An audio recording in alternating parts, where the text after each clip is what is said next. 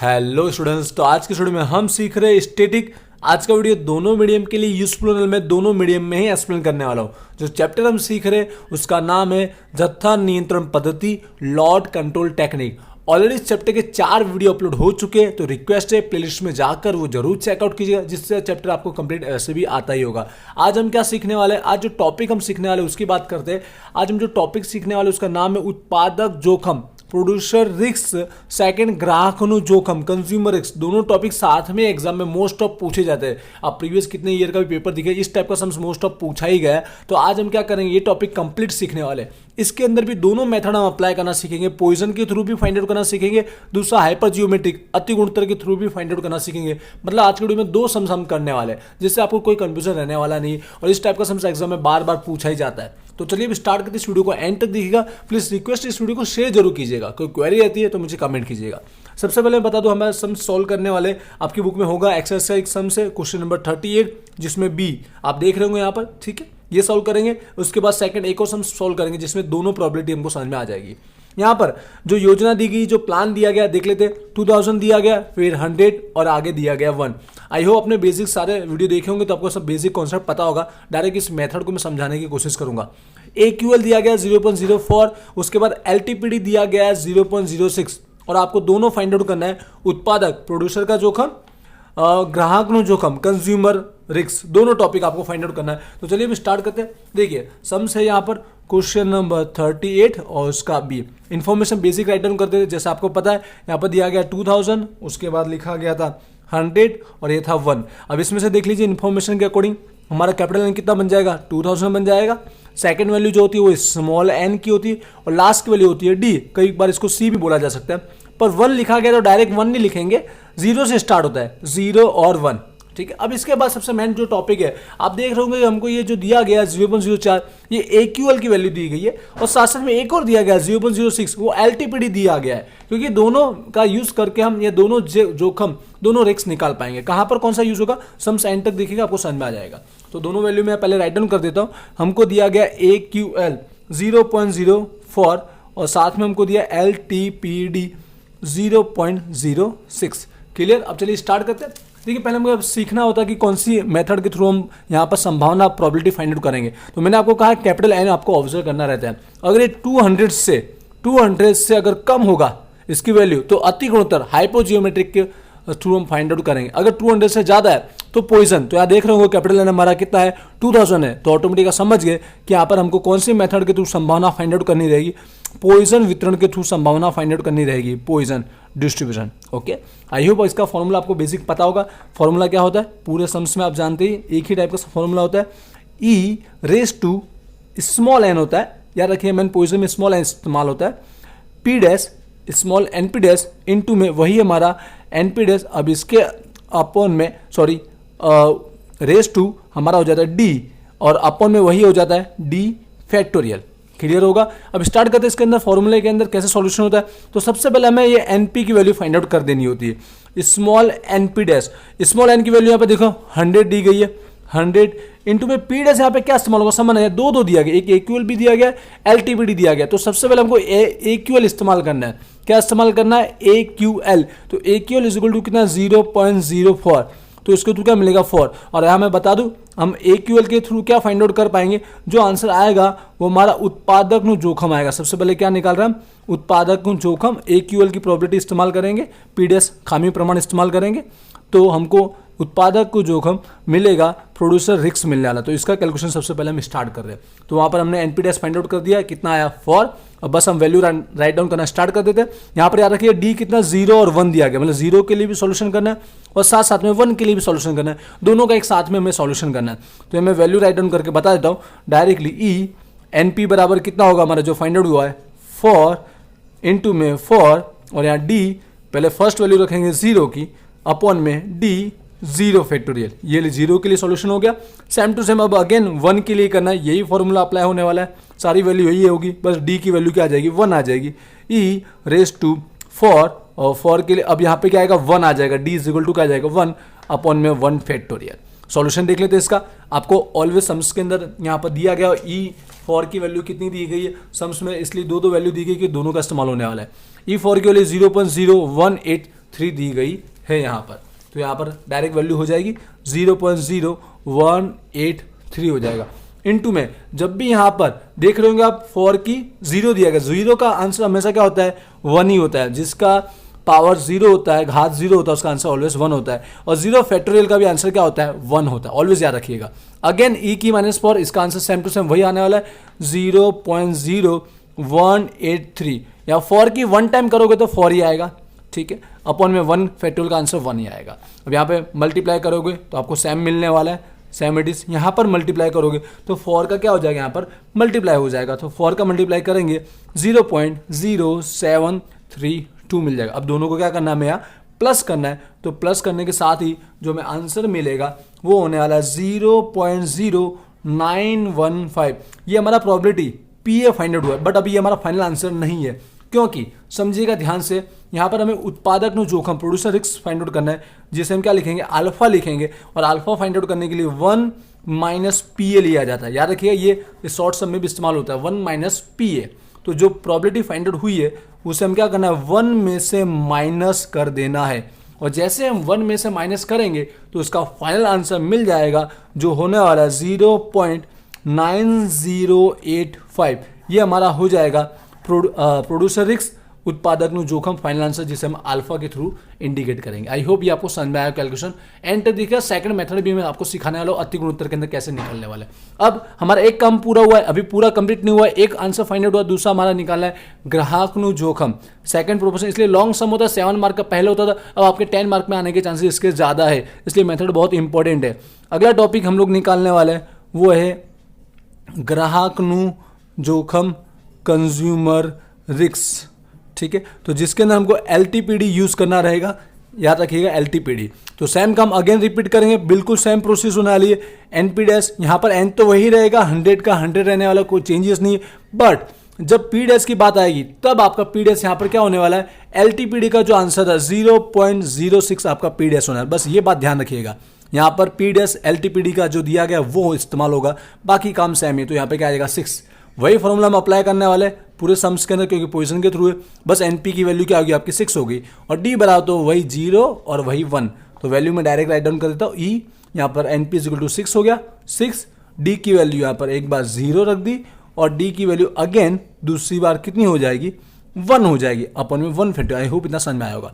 अब इसकी वैल्यू हमको सम्स में दी गई होगी, देख लीजिए इसके लिए भी सम्स में कुछ ना कुछ दिया गया होगा वैल्यू 0.006737। जितना वैल्यू दिया पूरा का पूरा आपको सम्स में यूज करना है। 0.006 आगे जाके दिया 737, ठीक है। अब सेम इट इज 0 है तो उसका आंसर 1 आएगा, 0 फैक्टर का आंसर भी क्या आएगा 1 आएगा।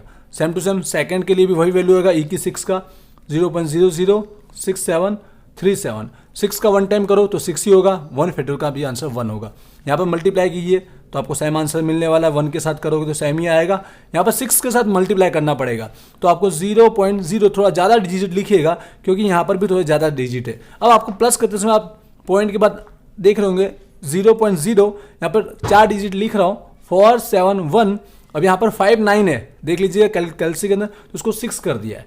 ये हमारा आंसर हो चुका है यहाँ पर प्रोबेबिलिटी PA करके। अभी हमारा जो ग्राहक का जोखिम कैसे बनेगा, कंज्यूमर रिस्क कैसे बनेगा, तो इसको हम सिंबल में क्या लिख देंगे बीटा लिख देंगे, और बीटा = डायरेक्ट जो आंसर आता है वही का वही बन जाता है हमारा आंसर। इसमें 1 में से माइनस करना होता नहीं, ये बात का ध्यान रखिएगा, ठीक है। तो वही सेम आंसर हमारा बन जाएगा LTPD के थ्रू जो प्रोबेबिलिटी फाइंड आउट हुई है संभावना। तो ये हमारा हो गया कंप्लीट, अल्फा बीटा दोनों के दोनों जोखिम, दोनों के दोनों रिस्क फाइंड आउट हुए। आई होप आपको समझ होगा। यहाँ हमने पॉइजन मेथड को अप्लाई करके फाइंड आउट किया। अब आते हैं सेकंड टॉपिक, अगेन अति गुणोत्तर के अंदर भी पूछा हुआ सम से, उसको सॉल्व करते देखते हैं बुक के अंदर, और ऐसा सम्स लेते जो मोस्ट ऑफ टाइम पूछा गया है। तो बुक के अंदर ही देख रहे होंगे, यहाँ पर आप क्वेश्चन नंबर 40 पे आ जाइए। क्वेश्चन नंबर 40 के अंदर सबसे पहले देखिए बी देख लीजिए, बी के अंदर भी कुछ ऐसा ही दिया है, उत्पादक नु जोखिम ग्राहक नु जोखिम। इंग्लिश की बुक देखिएगा प्रोड्यूसर रिस्क और कंज्यूमर रिस्क। और सेम इसी तरह मैं आगे देख रहा हूँ क्वेश्चन नंबर 42 के अंदर भी इसी टाइप का सम्स आपको दिख रहा है, और जिसमें अति गुणोत्तर हाइपोजियोमेट्री लगने वाला है। तो दोनों के लिए सेम ही काम होने वाला है। तो यहाँ पर मैं एक क्वेश्चन नंबर 40 सॉल्व करके आपको दिखा देता हूँ, तो आपको समझ में आ जाएगा। तो स्टार्ट करते हैं क्वेश्चन नंबर 40, जिसमें हमें सेकंड प्रोबेबिलिटी फाइंड आउट करने को सीखने को मिलेगा। तो देख लीजिए यहाँ पर सबसे पहले इन्फॉर्मेशन, कैपिटल N = 50, N = 5 और C लिखा है, C या D सेम होता है, 0 दिया गया है। AQL = 4%, LTPD = 8%, और दोनों जोखिम दोनों के दोनों रिस्क हमको फाइंड आउट करने हैं। तो यहाँ पर इन्फॉर्मेशन राइट डाउन कर देते हैं सबसे पहले। Capital N is equal to 50, small N is equal to 5 और सी या डी, मैं अगेन डी लिखता हूँ क्योंकि फॉर्मूले में वैसा लिखा है इसके लिए 0। अब यहाँ पर अब इन्फॉर्मेशन में देख लीजिए, हमको AQL बराबर 4% दिया गया है और LTPD इज इक्वल टू 8% दिया गया। अब परसेंट का क्या होगा देख लेंगे हम सम्स में आगे। अब इन्फॉर्मेशन हो गई कंप्लीट, दोनों के दोनों रिस्क कैसे फाइंड आउट करना, तो पहले पहचान लीजिए कौन सी प्रोबेबिलिटी से हम फाइंड आउट करेंगे, कौन सी मेथड अप्लाई होने वाली है। यहाँ पर n इज इक्वल टू देख लीजिए 50 है जो 200 से कम है, ठीक है, तो सेम टू सेम समझ गए 200 से कम होता तो कौन सी मेथड से हम फाइंड आउट करेंगे, यहाँ पर हाइपर जियोमेट्रिक का मेथड अप्लाई करेंगे। हाइपर जियोमेट्रिक अति गुणोत्तर वितरण के फॉर्मूले के थ्रू हम यहाँ पर संभावना प्रोबेबिलिटी फाइंड आउट करने वाले हैं। इसका फॉर्मूला एक बार मैं राइट डाउन कर देता हूँ, ध्यान से देख लीजिएगा, याद करने में दिक्कत होगी बट यहाँ पर एक बार फॉर्मूले के थ्रू आप एक्सप्लेनेशन समझोगे तो आपको समझ में आ जाएगा। कैपिटल एन इस्तेमाल होता है, इतना याद रखिएगा, वहाँ पे स्मॉल एन इस्तेमाल होता है, यहाँ पे कैपिटल एन इस्तेमाल होता है।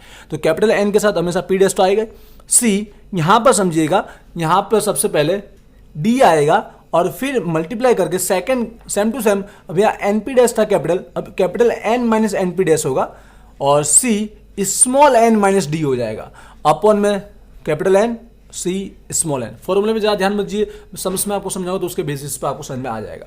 अब आते हैं सबसे पहले इन्फॉर्मेशन के थ्रू हमें क्या वैल्यू फाइंड आउट करनी है, तो capital NP dash find out करना है। क्या फाइंड आउट करना है, कैपिटल एनपी डैश। तो सबसे पहले कैपिटल एनपी डैश के लिए N is equal to capital N कितना दिया है 50 दिया है। पी डैश कौन सा इस्तेमाल करेंगे, तो यहाँ पर अगेन हम सबसे पहले कैलकुलेशन किसका कर रहे हैं, उत्पादक नु जोखम का कैलकुलेशन करने जा रहे हैं। उत्पादक नु जोखम प्रोड्यूसर रिस्क, तो इसके लिए क्या इस्तेमाल करना रहता है भाई, AQL इस्तेमाल करना रहता है, जो कितना दिया है 4%। आप चाहते हो डायरेक्ट 4% लिख दो, बट अगर परसेंट को पॉइंट में कन्वर्ट करना है तो आप जानते हैं कि 4 के डिवाइड में कितना आना चाहिए, 100 आना चाहिए, तो ऑटोमेटिक 0.04 हो जाएगा। आई होप क्लियर हो गया होगा। मल्टीप्लाई कीजिए 2 आ जाएगा।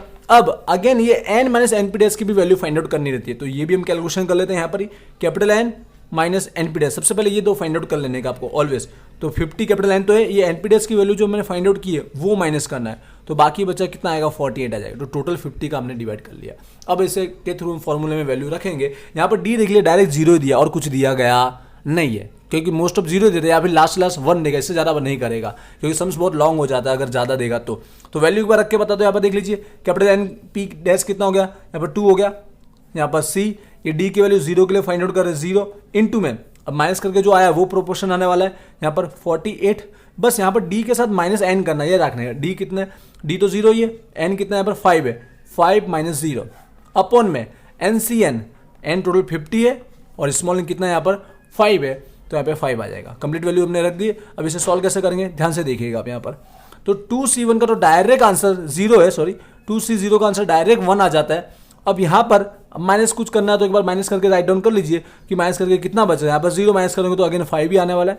यहाँ पर तो सेम इट इज कुछ माइनस करना है नहीं, ऐसा कैसा। आई होप इतना समझ में आया। अब इसकी प्रोबेबिलिटी आप कैलकुलेटर के अंदर करने की बजाय यहाँ पर कैसे सॉल्व करते हैं वो ध्यान से समझिएगा, ठीक है। इसे कैलकुलेटर में सॉल्व नहीं करना है, फैक्टोरियल के थ्रू सॉल्व करना है। कैसे होगा, 1 तो अब लिखे ना लिखे एक ही बात है। तो 48 है तो यहाँ पर 48 फैक्टोरियल बन जाएगा वो अपॉन में, ये हमारा R होता है NCR, तो ये R हो जाता है मतलब 5 फैक्टोरियल। फिर इन दोनों के बीच का डिफरेंस आता है, इन दोनों के बीच का डिफरेंस कितना है 43 फैक्टोरियल। क्लियर। अब ऐसा कैसा सेम टू सेम 50C5 के लिए भी करना है, ये N और ये हमारा R है, तो ये 50 के लिए आएगा 50 फैक्टोरियल अपॉन R के लिए 5 फैक्टोरियल और दोनों के बीच का डिफरेंस 45 फैक्टोरियल।